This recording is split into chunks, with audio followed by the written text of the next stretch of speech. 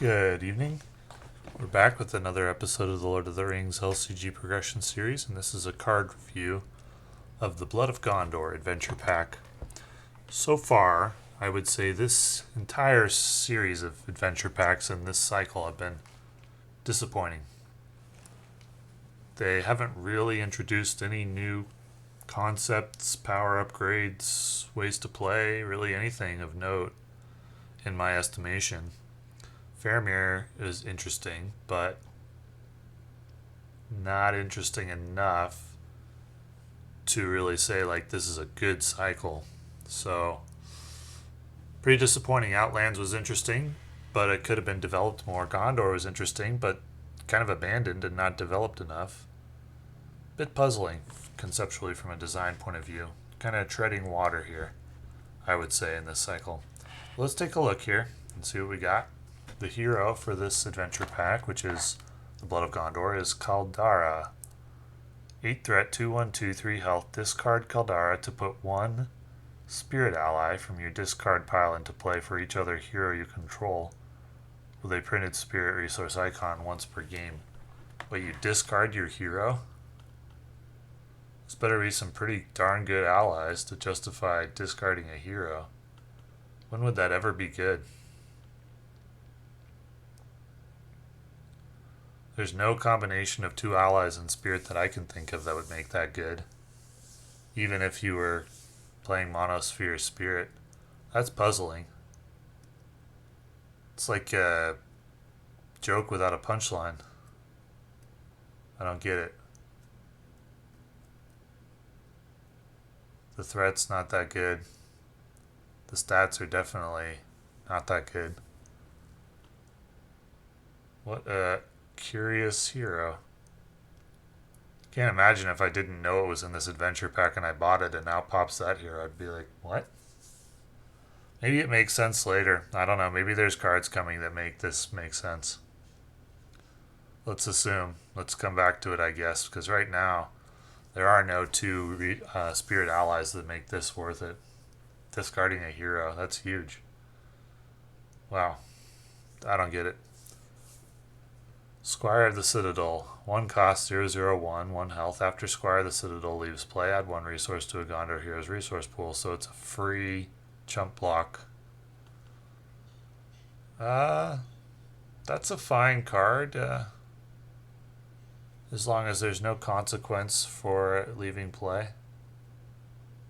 It's a fine card. I'd play it in any Gondor deck.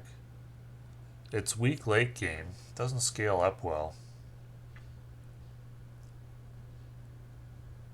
That's the problem with these super cheap, super low stat cards, is that, or that have a limited or small effect, is that they don't scale up into the end game very well. It's not going to quest for you or really battle. Just generates a resource and blocks an attack and then leaves. It's okay early. If your deck has an early game weakness, it can be okay. Would you play it over Snowborn Scout? No, I don't think so. Snowborn Scout's better. Would you play them both? Only in a Gondor deck, so I guess this is a Gondor card. Now that I think through it, and Gondor decks are kind of weak right now, so this doesn't really change that. Guess the Gondor deck is weak early, and this kind of helps with that, so maybe it might help a little bit. Maybe it's intended to cover early game weakness of the Gondor deck. It's not enough, though. I don't think. Tome of Atanatar. Attached to a leadership hero, reduce the cost to play for each leadership hero you control. Discard to play any leadership event card in your discard pile. Okay, so every Monosphere deck is getting one of these. I like that these adventure packs are trying to introduce a new way to play, which is Monosphere. The thing is, it's underpowered, though. So they haven't really introduced anything in any one sphere that makes playing Monosphere worth it. Monosphere I like a lot in solo play because solo play it's really important to get off to a fast start.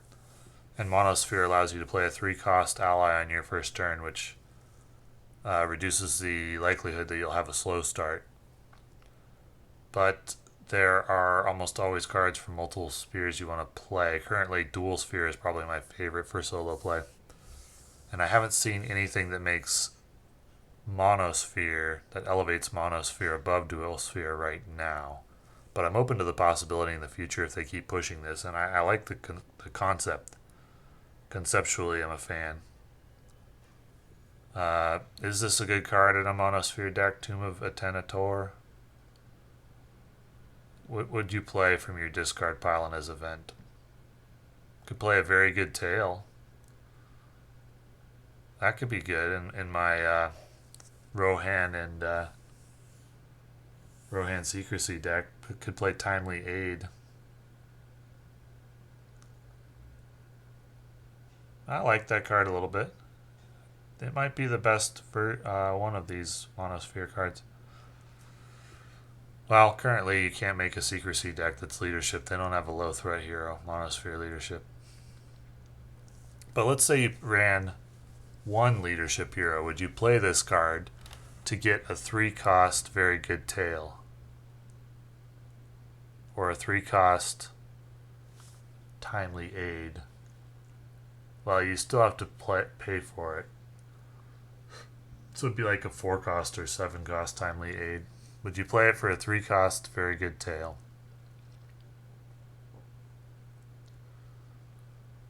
I don't know. You might if you had a lot of resources. The thing about leadership is it often has a lot of resources. Would you play a 2-cost very good tail? Probably. Well, keep that card in mind. I don't think it's bad. Depends on what you're playing. Leadership has some powerful stuff.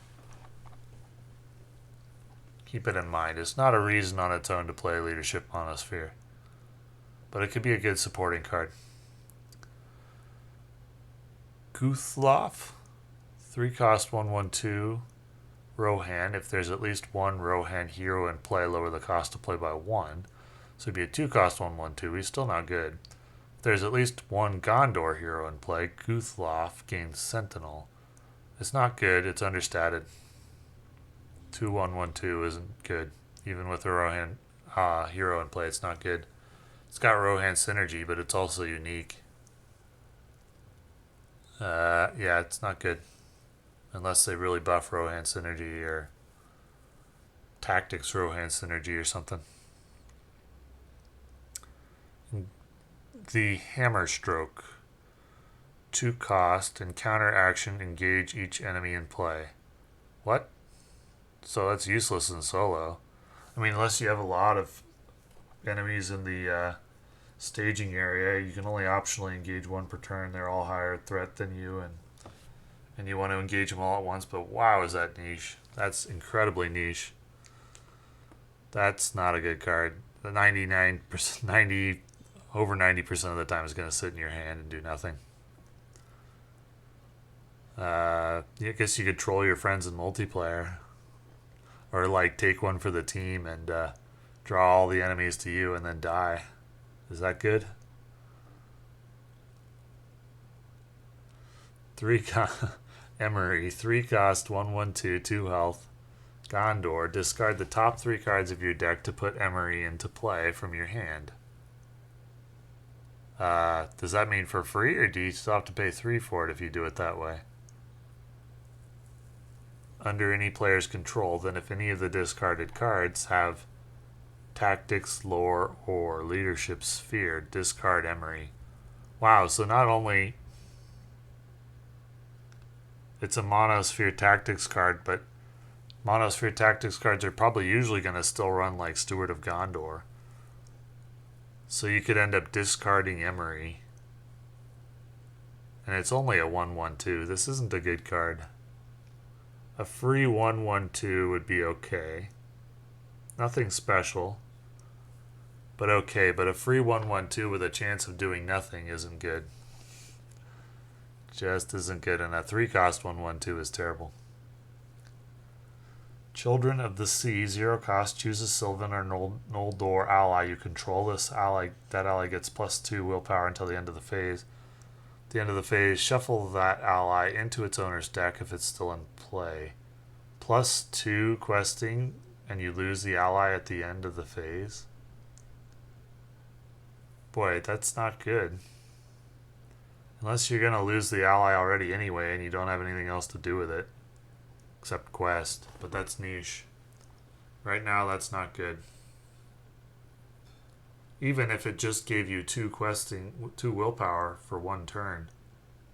It would be okay, but I still wouldn't run it all the time.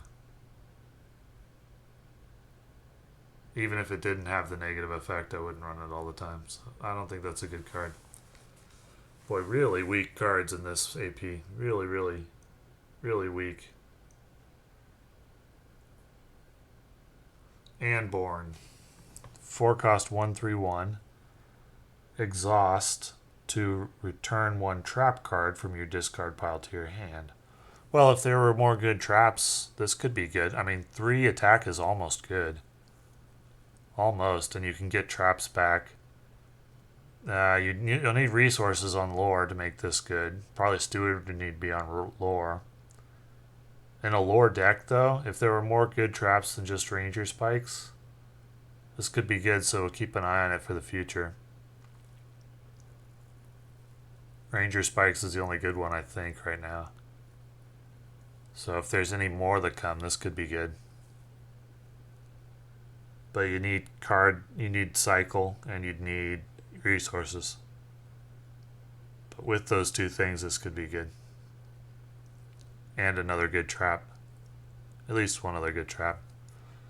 Poisoned Stakes. Play poisoned stakes into the staging area unattached. Okay, so this is another trap, but what does it do? If unattached, attach to the next eligible enemy. At the end of the round, deal 2 damage to each enemy. To attached enemy. That's okay. I mean, it's obviously good if it kills the enemy, but it doesn't take effect to the end of the round. That's not good because it's still going to engage. It doesn't hold the enemy in the staging area. It's still going to engage, so you just have to tank the attack still. And then maybe it dies, maybe it helps you kill it.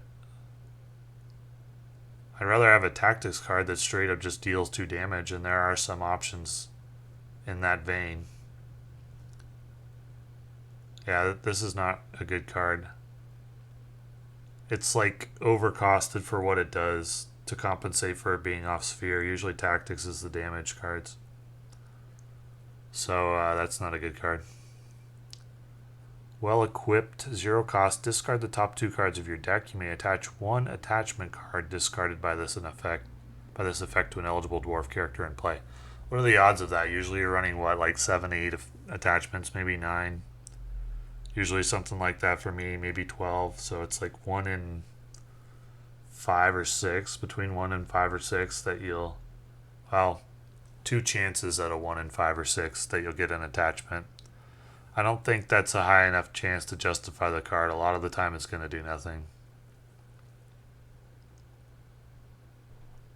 The times that it does something, it'll be great, but a lot of the time it's going to do nothing.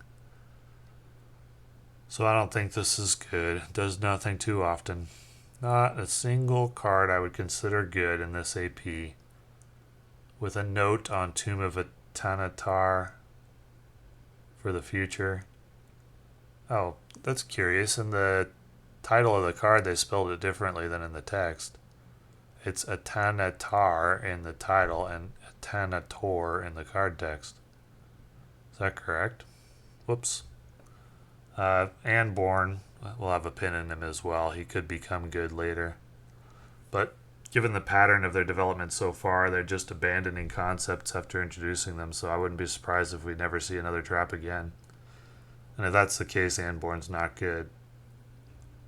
Because there's only 1 good trap. But I want to like him. And maybe Kaldara will make sense later, but she doesn't right now. So I would avoid this AP unless you're looking to play through all the quests with your playgroup or something. Anyway, thanks for watching.